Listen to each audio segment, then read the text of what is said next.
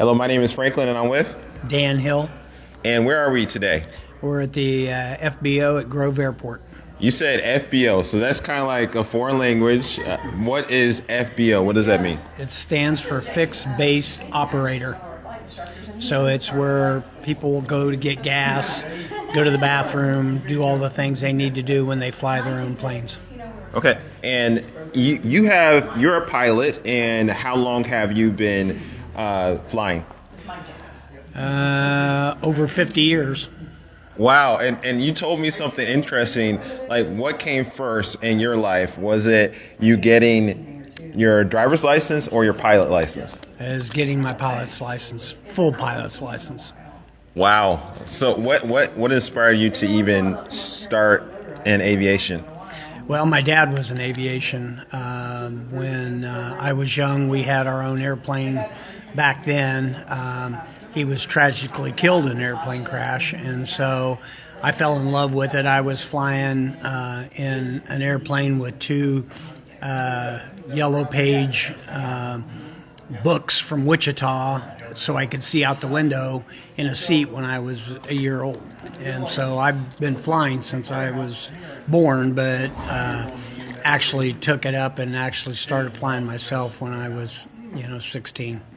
Okay, so flying is in your blood. I mean, it's just it's like breathing to you. Yes, exactly. Okay, now you helped me have a little bit of a mental unlock here because I asked you a question. I'm going to ask it to you now.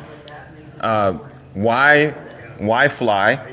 I'm like, why have your own plane when you can just fly commercially? I mean, like, Delta or something like that. And so what's your answer to that? Well, it's faster in most cases. It's not that much more expensive. If you just look at gas and time, it's in a lot of cases cheaper than it is if you fly airlines, especially in my type of business. I don't get to give a 2 or 3 week or 4 week out or try to do the specials. I have to go when I need to go. And in most cases, it's a day's notice or 2 days notice, where with the airplane, I can drive to the airport, which takes me 10 minutes, and I can be in the air in a half an hour, and I can be to the place that I want to go, because unlike the airlines, I can land in any small town that has an airport, where the airlines, you're only landing in the bigger ones, and then you might take a puddle jumper to a smaller one, and then you got to drive where you're going. So time is money, and I save a lot of time by flying my own plane going over airlines, because just to get out of here to go to Tulsa, it's an hour and a half. And then you got to be there an hour, and then you still have to do the flight, and then you've got to wait for your bags. You got to do all that stuff. You got to be strip searched. You can't take what you want when you go and everything else. When you fly your own self, I can take all the drinks that I want. I can get, if I want Dr. Pepper, I can take Dr. Pepper, where some airlines don't have Dr. Pepper. So it's just so much more convenient, easy, not near as stressful. You don't have to go through TCA. You don't have to do any of that. And, thinking about drinks, I'm thinking even about water. I forget about that. But even if you bring water to the airport, it has to be taken out. Whereas you can just take your own things as well with you as you're going different places. And then you can go to other locations. You were telling me, like, you were going to Florida and you went to like 3 different places there, and then you went to another place as well. Yeah, I've spent times where I'll leave on a Sunday or a Monday morning, and I'll fly to 5 different locations, do an install on what I do, and be back during the middle or the end of the week, where if I flew airlines, that's an impossible task. And a lot more expensive, because then when you start adding multiple cities to an airline thing, it just gets outrageously expensive. Yeah, okay.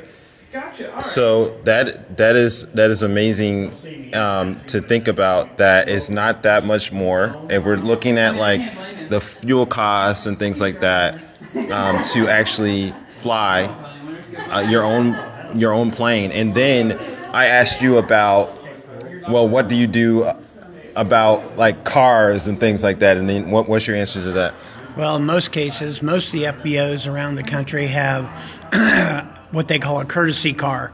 and it might be an old clunker that the police station gave the FBO, that the sedans or whatever, and they may not be the best cars in the world. They're not like getting them from Enterprise, but it doesn't matter. You're just getting from point A to point B, whether it's just to fly in to go to lunch, or in my case, my wife and I, Janelle, we fly to our kids' basketball games. When our kids were playing college, we never missed a game because they were 4.5 hours away, but we could get there in 35, 40 minutes, and we'd go watch the game, come back home. So it really made it a lot different that way, because we lived in Kansas City at the time, and one of our kids was playing college basketball in Ark City. That's a 4.5 hour drive. We got there in 45 minutes. Okay, and then how much, with the vehicles at the FBOs, how much does that cost you to use them? Nothing. Usually I'll put gas back in them when I drive them, but other than that, they don't charge you a daily fee or anything like that. It's free. It's and I'll always try and get gas for my airplane there, because that's what helps cover their costs. Okay. Okay. So I got to get gas anyway. Yeah. All right. So it's a win-win situation for the airport and then for you as well. And your wife had mentioned that you are in. Actually, before I get to that question, I want to ask another question. You've been to a lot of airports. What do you think about the Grove Regional Airport? This is one of the most unknown gyms in the world. When I first came here, Lisa, I said, "Hey, I need a hangar. I don't want to put my plane outside." She goes, "I'll find you a hangar." And I said, "I'm going to move here in May." She goes, "I'll have you a hangar." Sure enough, when I got here, hangar was here. I dropped my cars off here at they had them shipped from Georgia to here. She accepted them, took care of them until I got here. She gave us restaurants to go to, gave us a lot of, she's been, the local FBOs are where everybody spends their time, and this is a fabulous FBO. This new one, I used to land here a long time ago over on the other side before they built this one.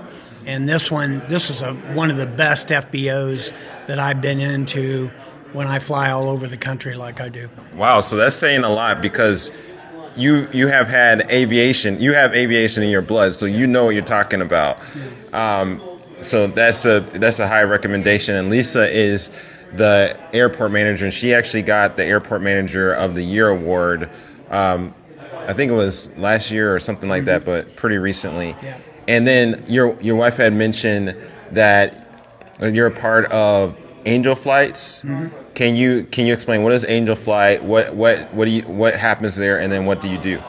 Well, for those of us who have airplanes or have the ability to use somebody's airplanes, what we do is we donate our time and our airplane and our fuel to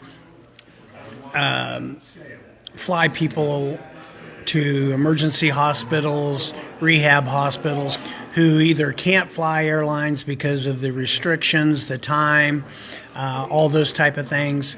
And we can get them from point A to point B much quicker than they would the airlines. It's less stress on them by far, and they really enjoy being able to do that. And so if somebody has to go to MD Anderson from here, I might fly them from here to Dallas, Texas. Somebody else might pick them up and fly them from Dallas, Texas to Houston to go to MD Anderson. And I've done a lot of those flights over my period of time. And you might have already said this, I apologize if you did, but how much does it cost a person that is taking advantage of the Angel Flights? Costs them nothing. Okay. Zero. Wow. So y'all are having a big benefit for people that might want to have medical services that they're not able to get in their location, and the Angel Flight program is also in operation right here in Grove as Yes. well. Yeah, there's a lot of Angel Flights that go out of here, and or somebody meets halfway. A lot of it happens, but that is why they should not be taking airports away and building housing communities and everything else in some of these outlying areas, because it's very important for us to be able to get as close to the facility as possible. And it's one of the things that I'm seeing, like in Southern California, they're closing airports down there because they want to build more houses. But that's not good for general aviation in the long run. Okay, that's good to hear your perspective. And I mean, we might all need some type of medical services, and so aviation is important for that. So I want to thank you for your time. I mean, you've given us a lot of information. You've given us some mental unlocks, I believe, and I thank you for your service as well with the Angel Flight program. Thank you. Appreciate it. All right, have a nice day. Thank you.